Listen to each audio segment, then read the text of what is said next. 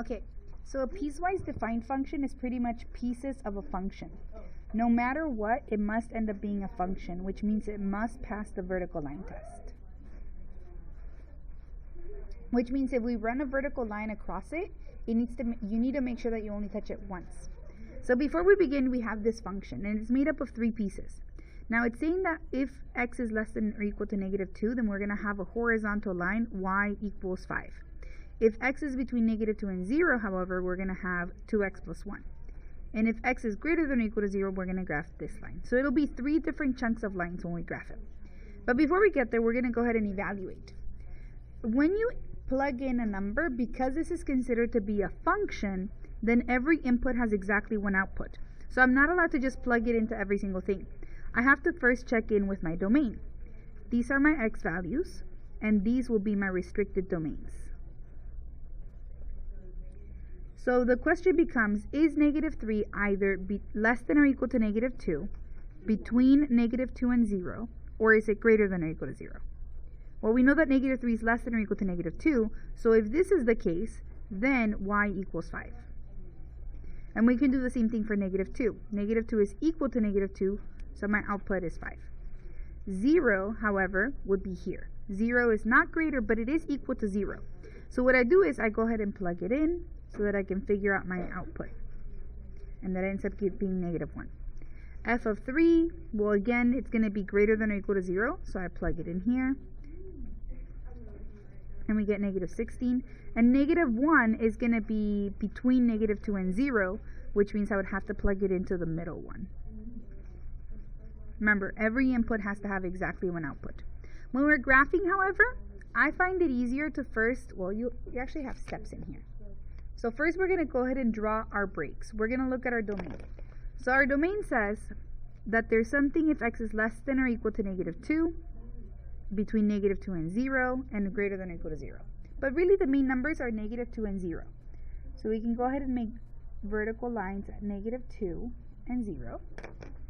So this is x equals -2, this is x equals 0. And that provides 3 different chunks where we're going to be graphing y equals 5, y equals 2x plus 1 will be in the middle, and y equals -5x minus 1 will be on the other side. There's 2 ways to graph it, so I'm going to show you both. The first way, which is my preferred method, is to just go ahead and realize that there's 3 and then graph one at a time using a table. So first I'm going to graph y equals 5.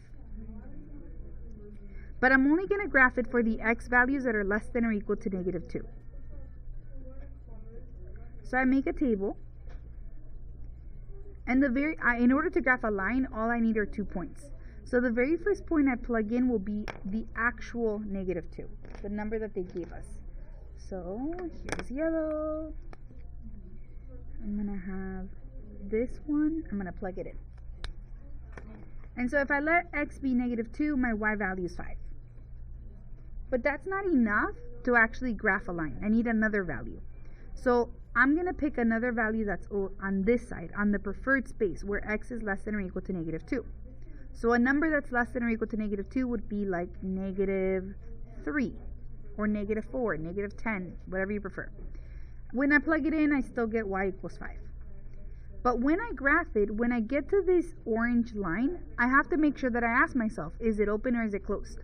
So the number that they gave me, -2, because x can equal to -2, this will be a closed circle. Again, this is a closed circle because at -2, you're allowed to be there. X can be equal to -2. So we go -2, 5. And then we go -3, 5. And if you plugged in -4, you'd also get 5. So that'll give you a horizontal line. But I'm only allowed to graph it on the side where the x values are less than or equal to -2. Okay. The next one is going to be the second one, which says y equals 2x plus 1, but only if x is between -2 and 0.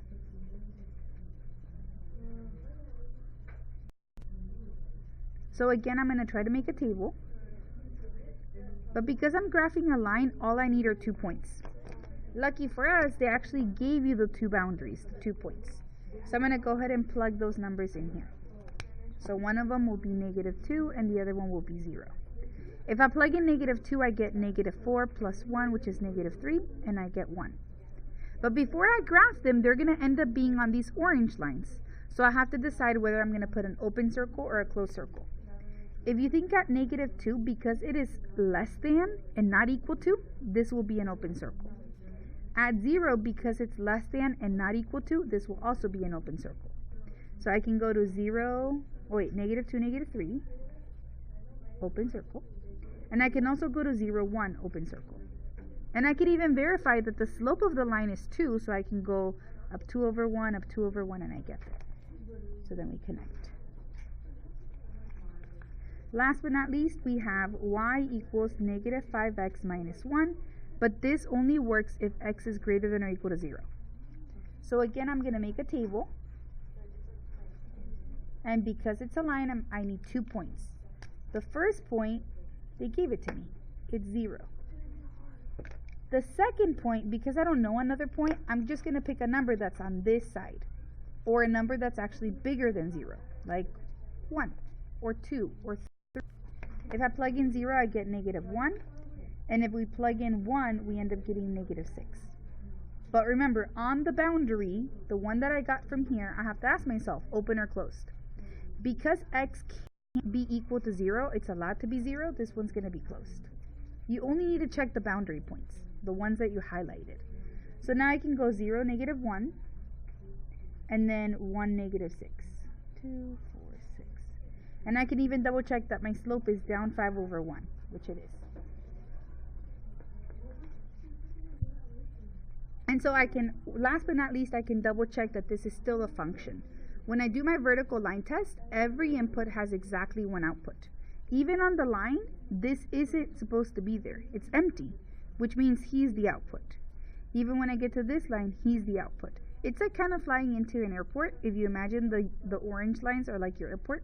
You fly in, then you switch airplanes, you fly out, then you switch airplanes, and you fly out. What we don't want is we don't want lines crossing each other. When I run the vertical line test, I'm allowed to touch every line once. And on the boundaries, only one of them is supposed to be closed. Otherwise, it is not a piecewise function. Okay? Another way of graphing the same exact thing is to do something like the following. So I'll do it again. So another way to do it would be to set your boundaries at -2 and 0. And this one I don't like it because it doesn't, you have to really be careful with erasing.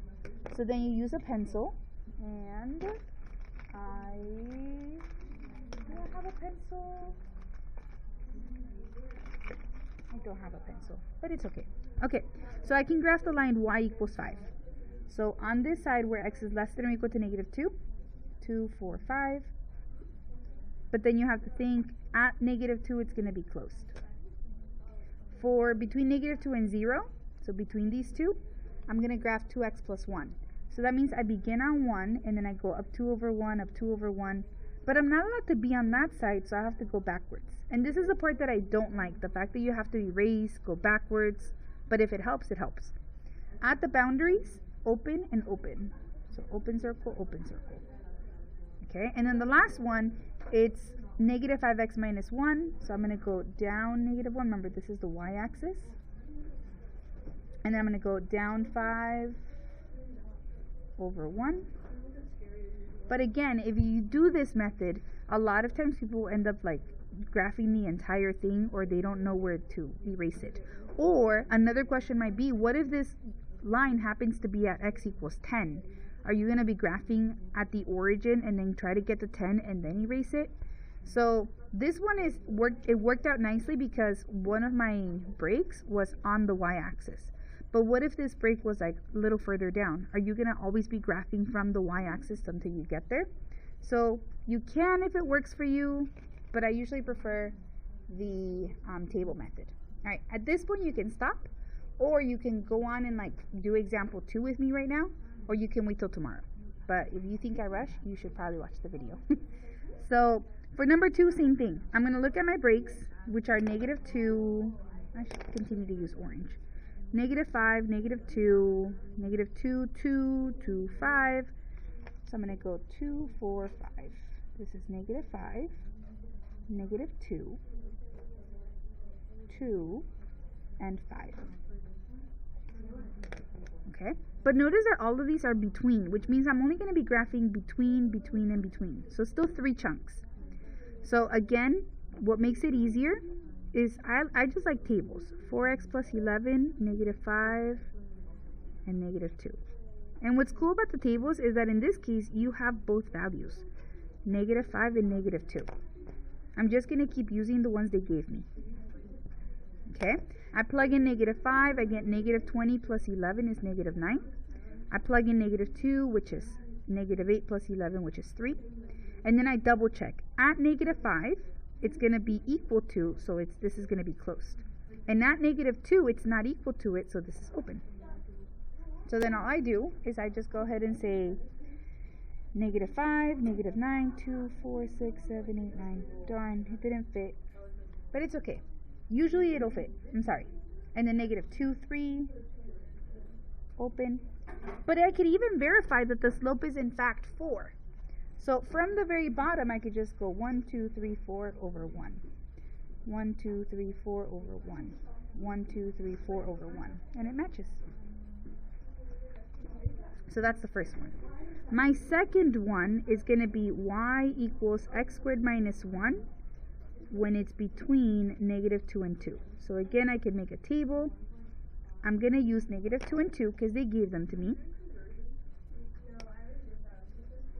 However, I should back up. This isn't a line. This is a quadratic. So I should actually plug in 3 points whenever it's not a line. So I'm going to graph a number between them, which is 0.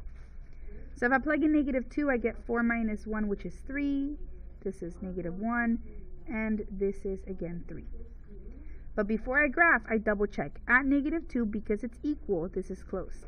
And at 2, because this is equal, this is closed. The middle doesn't matter. You're allowed to be in the middle. It's only the boundaries that you should check. So -2, 3. It used to be open, but now the new one is going to fill it up. Then 0, -1, and then 2, 3.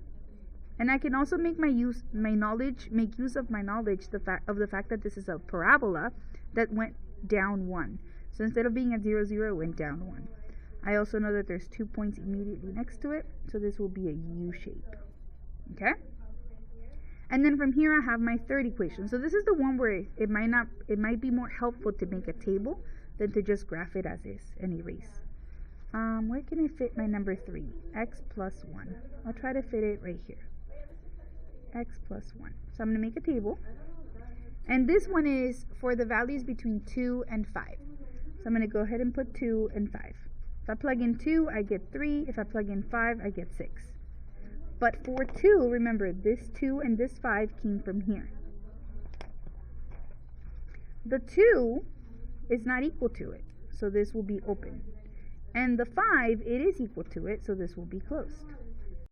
So I'm going to go 2, 3. It's open, but there's already a filled in circle, so that's fine. They just overlap. And then I'm going to go 5, 6, 2, 4, 6. And I can verify that the slope is 1 over 1. 1 over 1, 1 over 1, and it works. So this is the answer for example 2. 3 pieces of a function depending on what part of the domain you're in. So the domain, from left to right, I know that it starts at -5, and even though this would have been open, it then fills it up. So it still exists. So every single point seems to exist. Every single x value has a y value from -5 to the x value of 5. And because they're closed on both ends, I'm going to put brackets. The range, the smallest y value I saw, remember I couldn't fit it, but it used to be -9. And the highest value, every single y value has an x value up until this one, which happens to be, I think it was 6. I think that's the highest. 2, 4, 6, yeah. And because they're both closed, we're going to put brackets. Increasing. Well, I can see that it is increasing. I'm going to use yellow highlighter. Here is where it's going up. Here and here. Okay? I'm going to take just a quick minute to do something. Okay. So at this point, I'm going to be increasing from this x value, which is -5, up until this x value, which is negative 2. And I wish I had space. And I'm going to go union. And if I could continue next to it, I would. Let me actually try it again. Negative 5 to negative 2, union. And then I seem to start at 0. And I go here, but I'm still going up. This isn't a change in direction, so I'm still continuing to increase. So I tend to increase, continue to increase, so I stop at 5. Decreasing would only be in this little section from negative 2 to 0. I hope this helps, guys. And if not, I don't know. Come to tutoring, or watch more videos, or Google it, or YouTube it, or Khan Academy it.